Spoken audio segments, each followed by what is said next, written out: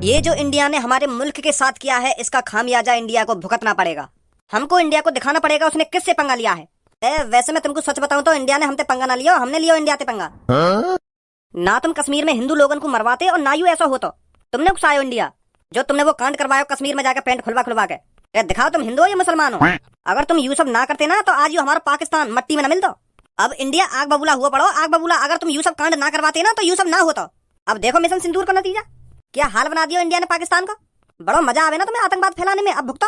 बड़ी छाती चौड़ाकर बुलवाया ना तुमने कि कह देना मोदी से जाकर के हमने तुम्हारे पति को मार दिया है। सुन ली वो बात मोदी ने। तुमने हिंदुस्तानी अवाम को सिंदूर मिटाने की कोशिश करी, अब सिंदूर हमें मिटा रहा है।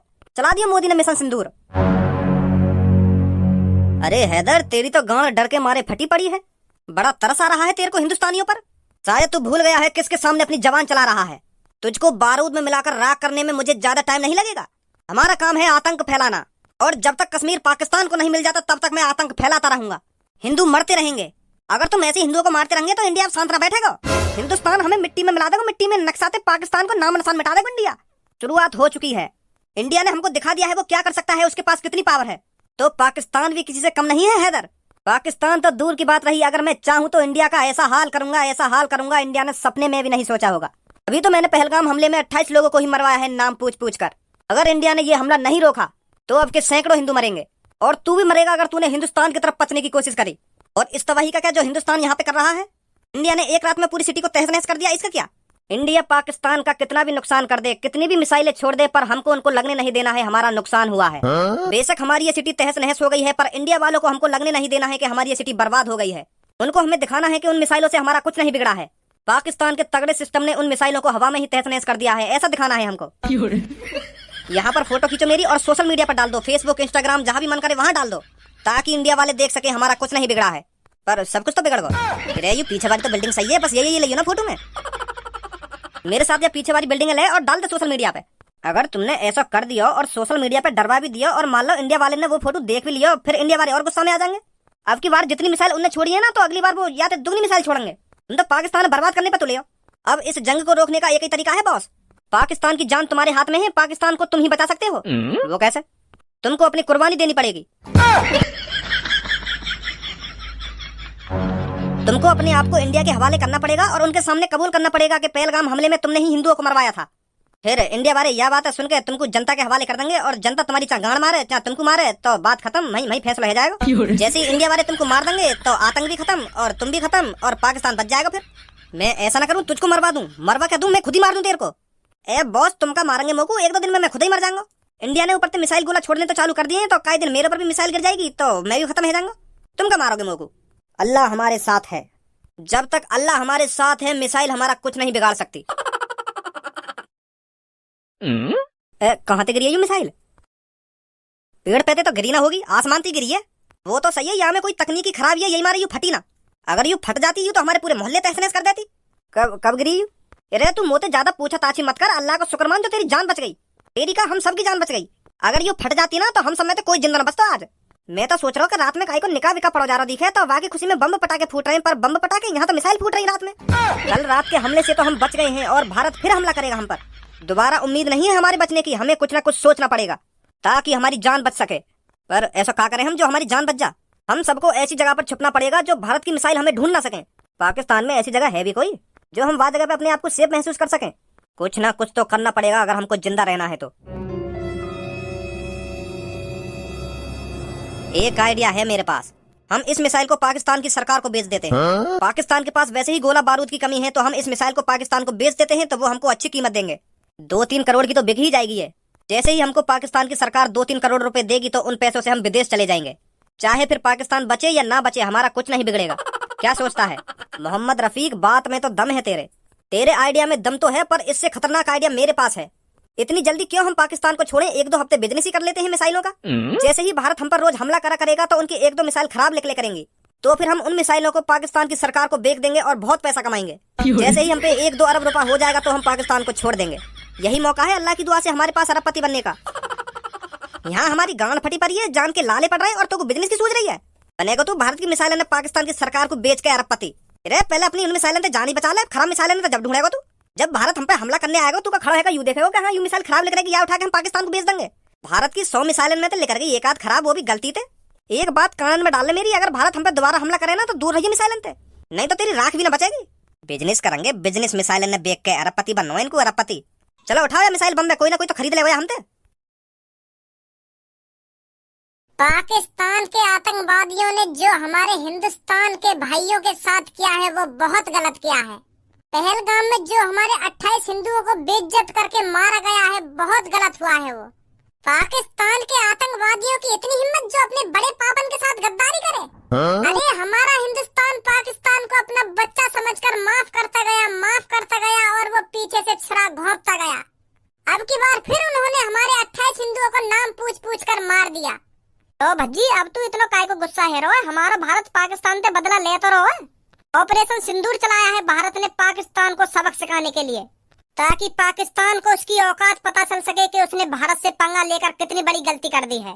सब्बो तेरी बात ठीक है कि भारत पाकिस्तान से बदला ले रहा है, पर बदला मुझे भी लेना है।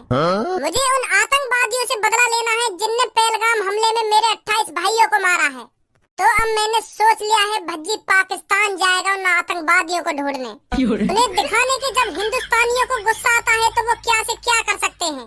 भज्जी के अंदर जो आग लगी पड़ी है वो तभी शांत होगी जब भज्जी उन आतंकवादियों को ढूंढकर इंडिया लाएगा और उनकी गर्दन धड़ से अलग कर देगा। भज्जी शांत है जा, तो को कुछ ऐसा करने की जरूरत ना है। हमारी भारतीय सेना आतंकवादी ने ढूंढ कर मार तो रही है। तू भी सब कैसी बात कर रही है? कोई जरूरी है हमारी भारतीय सेना आतंकवादी ने ढूंढ कर मारे, हम न मार सके?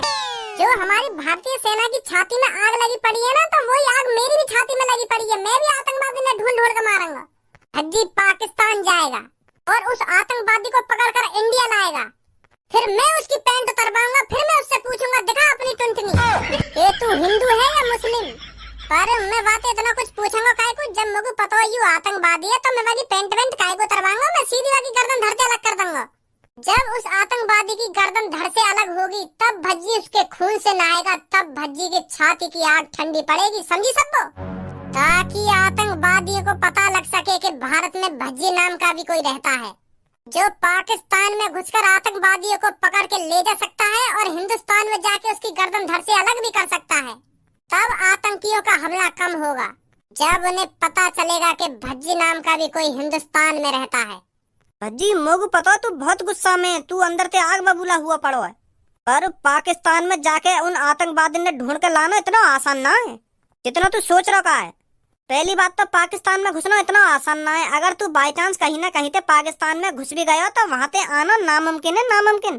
तो पाकिस्तान की सेना ही मार देगी, तो वापस आन दे रही है फिर पाकिस्तान की सेना, तो आतंकवादी समझ के मार देगी वो। भज्जी को मारना इतना आसान नहीं है, तुमको तो पता ही है। मैं एक तरफ और 10-15 आदमी एक तरफ, उनकी का भूख भरंगा मैं।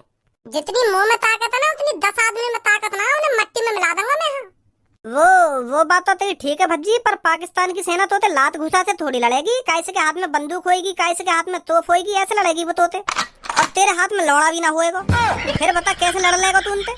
सही ना कह रहा मैं सबको? हाँ सही कह रहा तू। मैं तो कोई सा सही ना बोल रहा, तुम सबकी गांड फट रही है, यही मारा मुझे रोकने की कोशिश कर रही हो तुम, पर मेरी गांड ना फट रही पाकिस्तान इनते। मैं छाती चौड़ा के पाकिस्तान के अंदर घुसूंगा और छाती चौड़ा के वहाँ आतंकवादी पकड़ के इंडिया में आऊंगा, समझो? जब सनी देओल छाती चौड़ा के अपनी सेटिंग ला सके हिंदुस्तान में, तो मैं वह आतंकवादी ढूंढ के ना ला सकूं? तुम लोग सनी देओल के कम समझ रहे हो? फिल्मी दुनिया में और हकीकत की दुनिया में बहुत अंतर है, समझो? ए सनी देओल ले आए पाकिस्तान से अपनी सेटिंग है इंडिया में, चुप शांत बैठो रहे तो घर पे, तुम्हें कुछ करने की जरूरत ना, समझो? हमारे भारत के जवान सब संभाल लेंगे। भारत के जवान सब संभाल लेंगे, सब संभाल लेंगे। बस भारत के जवानों के भरोसे बैठे रहो तुम। घर पे बैठ के बस तुम बस गोदी मीडिया ही देखते रह करो, जो झूठ पे झूठ बोले जावे और बस झूठ पे झूठ सुनकर तुम्हारी छाती चौड़ी है जावे कि हाँ उनने वो कर दिया ना उनने वो कर दिया। इंडिया ने लाहौर उड़ा दिया, कि इंडिया ने कराची उड़ा दिया, कि भारत की सेना पाकिस्तान में घुस गई है, पाकिस्तान खत्म कर दिया, और तुम उन खबरों में सुन के छाती चौड़ी करती जाओ अपनी। जब तक मैं पाकिस्तान में न घुसूंगा तब तक कुछ न होने वाला, और मैं पाकिस्तान में घुस के ही मानूंगा, समझे? भज्जी लेगा बदला। मिशन सिंदूर तो चल ही रहा और वहाँ चला एक और मिशन चलेगा, मिशन भज्जी। हौसला तो बढ़ाना भाई मेरा, कि जा भज्जी तू पाकिस्तान में घुस के ढूंढ के लगा आतंकवादी है, मने कर रहे हैं, मने मनोबल तोड़ रहे मेरा गणफट्टू। ए धनुआ मोकू लगे भज्जी पागल वागल है वो दिखे, कहाँ तो यहाँ में एक संग आग सी लग गई इतनी। तुम जानो तो हतो भज्जी है, यू अपनी आंखन के सामने गलत हो तो ना देख सके, तो इतनी बड़ी चीज गलत है कि इंडिया में, तो वाह सुन के तो गुस्सा तो आएगी आपको। यही मारे आग बोला हेरो के मैं वो आतंकवादी ढूंढ के लाऊंगा, पाकिस्तान देना ढूंढ के लाऊंगा। ये मुझा के को कहाँ गयो यू, कहीं पता चले सच में पाकिस्तान पहुंच गयो। पापा मैं यूँ सोच रहा हूँ, मैंने आज तक जितना पैसा कमाया हो वहाँ का बिजनेस में लगा दूं। बिजनेस? किस तरह का बिजनेस? जैसे मॉल है वो या शहर में वैसे है भी ना आसपास मॉल, तो मैं सोच रहा हूँ मॉल खोल लूं।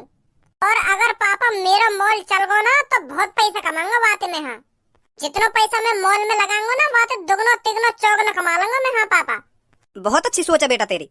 अगर तेरे को मॉल ही खोलना है तो तेरे को अपने पैसे खर्च करने की क्या जरूरत है, मैं दे दूंगा तेरे को पैसे, जहाँ चाहे वहाँ मॉल खोलियो। ये देश है वीर जवानों का, अलबेलों का, मस्तानों का, मेरे देश के यारों, हाय हाय मेरे देश के यारों क्या कहना, ये देश है दुनिया क्या गहना। पापा तुम्हारा बेटा भज्जी आज एक मिशन पे निकलेगा, तुम मेरे लिए दुआ करो पापा कि तुम्हारा भज्जी उस मिशन को पूरा करके ही लौटे। कौन से मिशन पे चल दिए तुम नवाब, और कौन ने दे दी तुमको मिशन?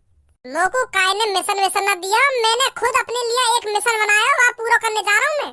कैसा मिशन? जो पापा पहलगाम हमले में हमारे 28 हिंदू मारे गए थे बेइज्जत करके, उनका बदला लेने जाएगा भज्जी पाकिस्तान। उस आतंकवादी को पकड़ने भज्जी पाकिस्तान की सीमा के अंदर जाएगा और उस आतंकवादी को ढूंढकर भारत में लेकर आएगा, ताकि हमारे मोदी जी उस आतंकवादी का स्वागत कर सके, उसे बता सके कि उसने किससे पंगा लिया है। मोदी जी तो बाद में बताएंगे बाबू, पहले मैं बताऊंगा बाबू ने कौन से पंगा लिया है। माधर चौथ की पाकिस्तान की थूत छेद तो लाऊंगा मैं। हाँ, हिंदुस्तान में तब पता चलेगी बाबू का पूरे पाकिस्तान को पता चलेगी कि हिंदुस्तान के अंदर कितने खतरनाक खतरनाक बालक हैं, और वो जब अपनी सी पर आ जाते हैं तो कैसे क्या कर सकते हैं। जब हमारे हिंदुस्तान की सेना सब कुछ कर रही है तो तुमको पाकिस्तान जाने की क्या जरूरत है? वहाँ हमले को हिंदुस्तान बदला लेता रहो पाकिस्तान से। वो बात तो तुम्हारी ठीक है पापा कि हिंदुस्तान बदला ले रहा है, और वाक़ा का जो मेरे सीने में आग लगी पड़ी है वह कांडा सुन के मेरे अंदर जुनून भरा पड़ा कूट कूट के पाकिस्तान के अंदर जाने को और वह आतंकवादी ढूंढ कर लाने को।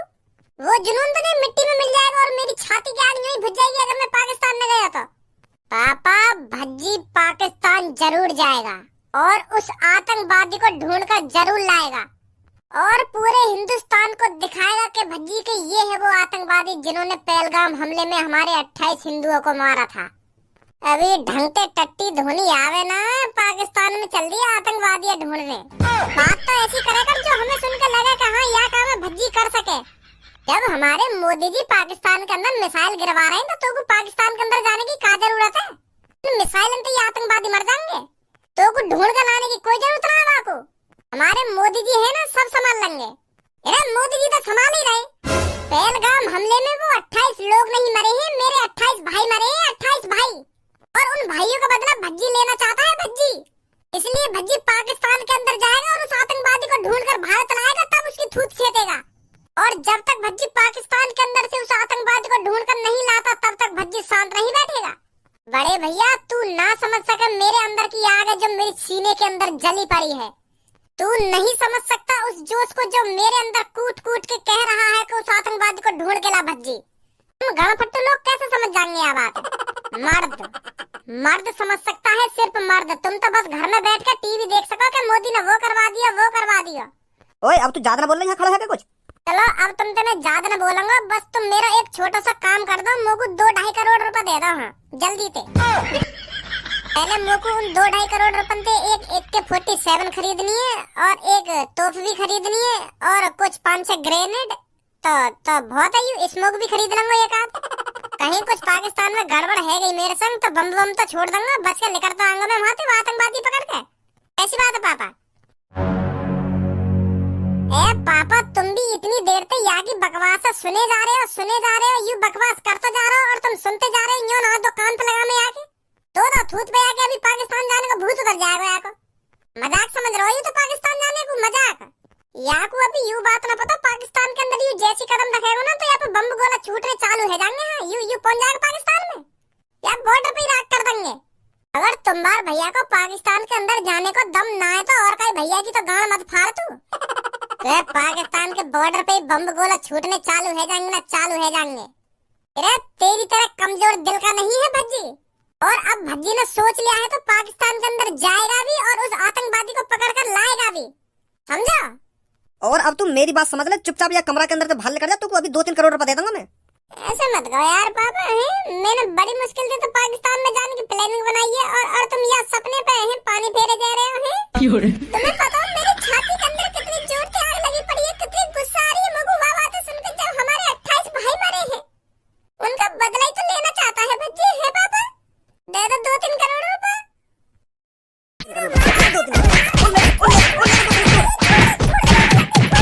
अभी तेरी छाती की आग बुझी है ना बुझी के दोबारा बुझाऊं? पापा तुम कितना भी मान लो मुझको, पर यू भज्जी की छाती की आग जब भी बुझेगी जब भज्जी पाकिस्तान से वो आतंकवादी ढूंढ कर लाएगा। अगर तुम मेरी यह चीज में मदद ना करोगे तो कोई और से मदद मांगूंगा मैं, पर पाकिस्तान जरूर जाऊंगा। हाँ, और वह आतंकवादी ढूंढ कर भारत में जरूर लाऊंगा। कोई नहीं रोक सकता भज्जी को पाकिस्तान जाने से। कैसे पागल है वो एकायू।